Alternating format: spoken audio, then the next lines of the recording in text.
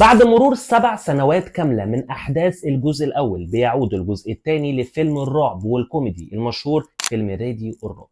فهنشوف خلال أحداث الحلقة هل الفيلم ده فعلا يستحق المشاهدة ولا لا. بس أهم حاجة عشان ما أضيعش وقتكم، ما تنسوش تدعموني وتشتركوا في القناة وتفعلوا زر جرس التنبيهات وتدوسوا لايك على الفيديو عشان ما يفوتكمش كل جديد. يلا بينا ما نضيعش وقت ونخش في الموضوع على طول.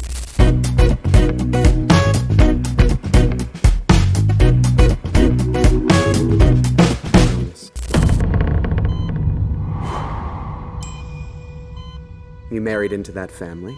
Now they're dead. What you didn't know is that this goes far. طبعا لازم نكون عارفين ان احداث الجزء الثاني هي مكمله لاحداث الجزء الاول، فلو انت ما شفتش الجزء الاول لازم تتابعه عشان تفهم احداث الجزء الثاني. وعلشان الناس تبقى تفتكر او تجمع القصه الاصليه من احداث الجزء الاول هبدا اذكرها، بعد كده هكلمكم عن قصه الجزء الثاني. الفيلم بيتكلم عن بنت بسيطه اسمها جريس، بنت بسيطه جدا بتتجوز واحد غني من عيله غنيه. العيله دي شكلها شيك وهادي من بره، لكن من جوه مصايب سودا. في ليله الفرح بعد ما كل حاجه بتخلص العيله بتقول لها عندنا تقاليد لازم تعمليها ولازم نلعب لعبه.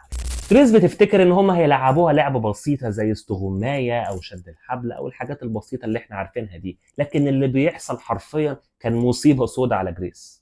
جريس بتسحب كارت عشوائي من صندوق قديم كده اديهولها علشان يلعبوا اللعبه، وفجأة سحبت لعبة الاستغماية. كانت بتفتكر ان الموضوع هو بسيط وهيلعبوا لعبة بسيطة جدا مع بعض، ولكن بتتفاجئ ان العيلة كلها بتمسك اسلحة ومطالبين ان هم يقتلوا جريس، وجريس مطالبة ان هي تهرب منهم لحد الفجر. فلو فضلت عايشة لحد الفجر هتعيش وهيسيبوها، وفي الوقت ده كلهم هيموتوا. وده لان العيله دي كانت مؤمنه بلعنه قديمه، اللعنه دي لازم مطالبين ان هم يطبقوها في اي عروسه جديده تتجوز ابنهم.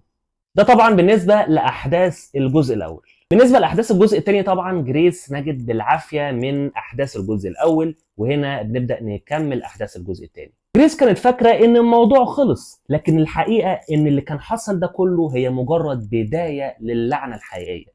جريس بتكتشف بمرور الأحداث إن اللعنة دي مش معتمدة أو مش مقتصرة على عيلة واحدة، دي متجمعة في 4 عائلات كاملة كلهم بيؤمنوا باللعنة دي ومطالبين إن هم يطبقوها.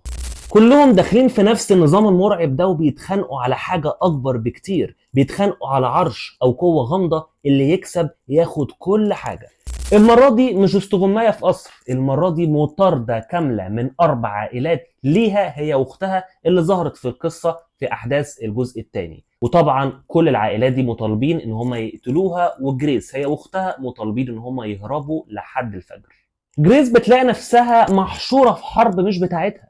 المرة دي الأختين الموضوع صعب عليهم جدا جدا لدرجة مبالغ فيها. المرة دي مش مقتصرة على قصر، المرة دي كده أشبه بغابة أو منطقة واسعة جدا، وال4 عائلات لازم يقتلوهم لحد الفجر. ومش بس كده، الأختين مرتبطين ببعض بأصفاد أو كلبشات، الاتنين ماسكين ببعض في كلبشات، وكل العائلات لازم يقتلوهم ويبدأوا يتتبعوهم طول أحداث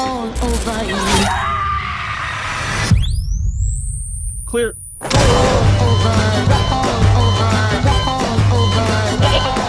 وطبعا لو العائلات فشلوا ان هم يقتلوا جريس هي واختها هيتفجروا. وطبعا موضوع الانفجار ده هبدا اذكره كده عشان الموضوع ده مضايقني جدا، ففي فقره السلبيات هبدا اتكلم عليه باستفاضه. المهم الموضوع زي ما انا بقول لكم صعب عليهم جدا جدا جدا، لان بيستخدموا مش مجرد اسلحه عاديه، لا بيستخدموا من الاسلحه البيضاء زي السيوف والسكاكين وكل حاجه الى الاسلحه الثقيله زي الار بي جي، مرورا طبعا بالقناصه بالمسدسات بالرشاشات بكل حاجه تتخيلها. بس كده لا، لسه برضو العيله دي متحكمه في العالم كله، وكمان متحكمين في مراكز الاتصال كلهم، ومتحكمين في الشرطه. يعني مفيش اوبشن مثلا ان جريس هي واختها يتصلوا على الشرطه بحيث ان هم ينجدوهم او الكلام ده كله. لو اتصلوا على الشرطه هيبقوا بيتصلوا على العيله نفسها. يعني بصراحه لو انا منهم يعني هقول لهم اقتلوني، يعني على ايه ده كله؟ ليه نتعب بعض ونفرهد بعض واسلحه وقناصه وار بي جي ورشاشات وسيوف وكل حاجه وكلبشات مع اختها كمان؟ يعني موضوع فعلا زياده عن اللزوم، فموضوع صعب جدا جدا لدرجه لا تتخيلوها. فعندك من مزايا الفيلم فعلا تنفيذ مشاهد الاكشن، كانت متنفذه صح وكويس جدا من البدايه الى النهايه. مع العلم ان الفيلم فيه برضه شويه دم مش كتير ومش قليل في نفس الوقت. الجماعه دول زي ما انا قلت لكم ان هم متحكمين في العالم كله او مسيطرين على العالم كله. في اشاره في الفيلم ان الجماعه دول زي كده ما تقول زي الماسونيين، دايما طول مده الفيلم بيقولوا عاش الشيطان، استغفر الله العظيم، حاجات غريبه كده طول الوقت. فده يرمز الى الجماعه الماسونيه.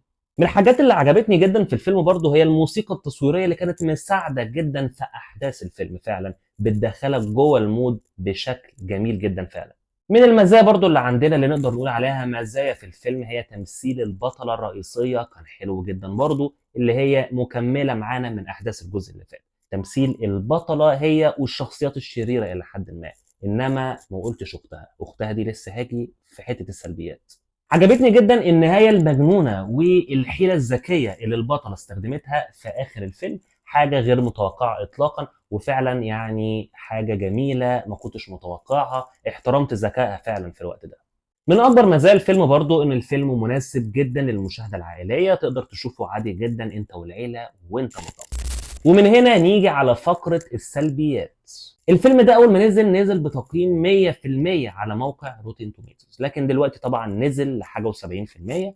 فالموضوع ده كان شديدني جدا ومحمسني جدا ان انا اشوف احداث الفيلم ده، وقلت اكيد هيجاوب على الاسئله اللي كانت حرفيا يعني مضايقاني جدا وكنت محتاج اجابات عليها في احداث الجزء الاول، وقلت اكيد هيجاوب على الاسئله دي والصوره كلها هتكتمل. ومن اهم الاسئله دي هو اولها، هو ليه جريس بالتحديد وقع عليها الاختيار ان هم يعملوا فيها كده دونا عن كل البشر اللي حواليها، مش معنى هي بالتحديد. تاني حاجة وأكتر حاجة مستفزاني في الفيلم كله يا جماعة هي موضوع الانفجار ده. موضوع إن العيلة تنفجر، أو إن لو فشلوا إن هم يقتلوا البطلة أو أختها يبدأوا إن هم ينفجروا، أو الحاجة دي حاجة مش مقنعاني خالص، حاجة غير واقعية إطلاقا. يعني كنت محتاج مبرر للموضوع ده، كنت محتاج أفهم إيه السبب الانفجار ده، أو بينفجروا إزاي، أو إيه الموضوع ده مش فاهمه يعني بصراحة. فدي حاجه كانت مضايقاني كمان وقفلاني جدا من نهايه الجزء الاول، وكمان للاسف الشديد مكمله معانا في احداث الجزء الثاني بشده رهيبه. يعني الموضوع بقى كده ايه، مستفز بدون اي مبررات للي بيحصل ده. فللاسف الشديد تمادوا فيه بدون اي تبرير منطقي او احترام لعقول المشاهدين. كانوا مثلا يفهمونا او يدونا اي مبرر بسيط، مثلا ان في احداث اللعبه دي لازم يكونوا مركبين جهاز، الجهاز ده لو فشلوا ان هم يقتلوا صاحبه الشأن او العروسه هي واختها لحد الفجر يبدا الجهاز ده ينفجر. اي حاجه من الحاجات دي، يعني اي حاجه تدينا مبرر للموضوع ده، بدل ما يسيب الموضوع عايم كده مره واحده بينفجر وخلاص، بيحصل انفجار في جسم البني ادم ازاي ما اعرفش. تاني حاجه بالنسبه لي هي ان الفيلم ده تصنيفه رعب كوميدي. بالنسبه لي ورأيي المتواضع ان انا شايف ان افلام الرعب ما يركبش عليها موضوع ان يبقى فيه رعب وكوميدي في نفس الوقت. ده حماده وده حماده تاني خالص، ما ينفعش الاثنين يركبوا على بعض. الاثنين حرفيا، يعني انا اعتقد ان مفيش اي فيلم رعب كوميدي ناجح او حاضر في ذهني دلوقتي ان في فيلم رعب كوميدي نجح ونجح بطريقه رهيبه مثلا. يعني من الحاجات برضو اللي ما عجبتنيش وهي تحديدا الدقيقه 38، اثناء كده ما الاختين كانوا بيهربوا من العائلات او الاربع عائلات دول، كانوا ماشيين كده في غابه او جنينه زي ما بنقول، ولقيت الاثنين بيهزروا ويضحكوا، بالذات اختها يعني شايفه ان الموضوع عادي كده وبتضحك وبتهزر. يعني قلت في نفسي هو ده وقته؟ يعني ده وقته نستخف دمنا ونضحك ونهزر وكل اللي بيحصل ده حوالينا؟ ده غير اصلا ان اختها دي بالذات تمثيلها ما عجبنيش خالص، زيرو تمثيل، حرفيا تمثيلها ما عجبنيش. ورياكشنات وشها او ردود فعلها اثناء المواقف ما كانتش مبرره اطلاقا، ما كانتش ماشيه مع المواقف اطلاقا. ده غير اصلا بقى والاهم ان ما كانش ليها لازمه خالص في القصه، وجودها حرفيا زي عدمها، ما ضافتش اي حاجه للقصه، لو شلتها كده ملهاش اي لازمه. ومن الحاجات برضو اللي كانت مستفزاني جدا هي الاسلحه الفاسده اللي كانوا بيستخدموها طول الوقت. طول الوقت في اسلحه بيستخدموها علشان يضربوا البطله او اختها، وفجأة يكتشف ان السلاح ما بيضربش. يعني موضوع وحاجة غبية جدا جدا فوق ما تتخيل. ايه اللي امسك سلاح اضرب وعن ايه ده السلاح ده ما بيضربش ولا إيه؟ يعني ايه، وموضوع اتكرر كتير، يعني الموضوع اتكرر كتير. يجي مثلا برضو ار بي جي بيستخدموه بدل ما يضربوا البطله يضرب ورا، يعني موضوع كده فيه كده ايه، يعني استخفاف بعقول المشاهدين بطريقه مبالغ فيها. مش عارف هل ده كده معناه يعني ان هم نوع من الاستخفاف او حس فكاهي او الكلام ده ولا لا، بس بصراحه الموضوع ده ما ضحكنيش خالص، بالعكس كنت شايفه غبي جدا جدا لدرجه مبالغ فيها. لو حطينا الجزئين جنب بعض، الجزء الاول والجزء الثاني، طبعا الجزء الاول يكسب بامتياز، وخاصه ان احنا كنا لسه بنكتشف العالم الجديد ده لاول مره، برهبه العالم الجديد ده لاول مره. غير ان انت طبعا في الجزء الاولاني ما كانش فيه كل السلبيات اللي كانت موجوده في الجزء الثاني ده، كان فيه طبعا سلبيه واحده وهي موضوع الانفجار اللي قلت لكم عليه ده، ولكن يعني بغض النظر عن الموضوع ده ما كانش فيه كل السلبيات اللي كانت موجوده في الجزء الثاني. ده غير ان في الجزء ده حته ان معاها اختها اضعف حته الرعب شويه، لان فكره ان شخص وحيد بيواجه العالم المرعب ده مختلف تماما عن ان يبقى الشخص ده معاه شخصيه تانية بتساعده او ونيس معاه. وبغض النظر عن كل الحاجات دي، انا بس بذكر لكم الايجابيات والسلبيات من وجهة نظر الشخصية. ده مش معناه ان الفيلم سيء بقى ولا يستحق المشاهدة او الكلام ده كله، ولكن هو فيلم مسلي، فيلم بوب كورن، فيلم لطيف تقدر تشوفه كده في السهرة، وخصوصا ان هو متنفس فيه مشاهد الاكشن بطريقة كويسة. في طول الوقت كده موضوع القط والفار بيهربوا من بعض، غير طبعا ان هو مناسب تماما للمشاهدة العائلية. فتقدر تقول ان هو فيلم مسلي لطيف، مش فيلم واو بقى يبهرك والكلام ده كله، فتقدر تشوفه جدا وانت مستمتع بيه برضه، مش هتتضايق منه. سيب بس حتة السلبيات اللي جمعتها لك دي كلها على جنب، حتة برضه بالذات موضوع الانفجار ده لو هيستفزك او مش هيستفزك، حاول ان انت كده ايه، يعني تعدي الموضوع ده كده. وبغض النظر عن كل حاجة هتستمتع بالفيلم جدا، مفيش فيه اي مشكلة بالنسبة لي. وتقييمي للفيلم هو 6 من For me, 10. it's terrifying for you. Clear. مستني كلكم تشوفوا الفيلم وتقولوا لي رأيكم فيه، هل عجبكم ولا لأ، وهل تتفقوا معايا ولا لأ. وطبعا هسيب لكم في الديسكريبشن تحت، لو انتوا بتحبوا افلام الرعب، افضل 16 فيلم رعب في التاريخ من وجهة نظري الشخصي، هسيب لكم اللينك فيديو في الديسكريبشن تحت.